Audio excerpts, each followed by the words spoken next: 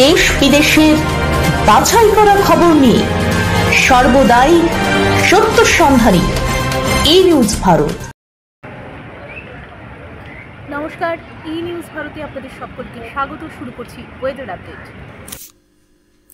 টানা ৮ দিন ধরে দক্ষিণবঙ্গে চলছে তাপপ্রবাহ। সাধারণ মানুষের একটাই চাহিদা, বৃষ্টি চাই। কিন্তু তাদের সেই আশায় জল ঢেলে আলিপুর আবহাওয়া দপ্তর জানাচ্ছে, পুরো এপ্রিল মাস জুড়ে দক্ষিণবঙ্গে রয়েছে তাপপ্রবাহের সম্ভাবনা। মে মাসের প্রথম সপ্তাহেও এই ভোগান্তির অব্যাহত থাকবে, এমনটাই ইঙ্গিত দিয়েছে আলিপুর আবহাওয়া দপ্তর। আপাতত কলকাতায় কোনো বৃষ্টির সম্ভাবনা নেই বলে জানিয়েছে আবহাওয়াবিদরা। আজ দক্ষিণবঙ্গের প্রায় সব জেলাতেই তাপপ্রবাহের সম্ভাবনা রয়েছে। আজ পূর্ব মেদিনীপুর, পশ্চিম মেদিনীপুর, পশ্চিম বর্ধমান ও দক্ষিণ 24 পরগনা, ঝাড়গ্রাম, উত্তর 24 পরগনা, বীরভূম এবং বাঁকুড়াতে রয়েছে তাপপ্রবাহের সতর্কতা।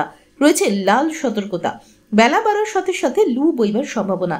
আজ কলকাতা ও তার পার্শ্ববর্তী অঞ্চলে দিনের সর্বোচ্চ তাপমাত্রা 42 ডিগ্রি সেলসিয়াস, অনুভূত তাপমাত্রা 45 ডিগ্রি সেলসিয়াস, সর্বনিম্ন 29 ডিগ্রি সেলসিয়াস। বাতাসে আপেক্ষিক আর্দ্রতার পরিমাণ 51%।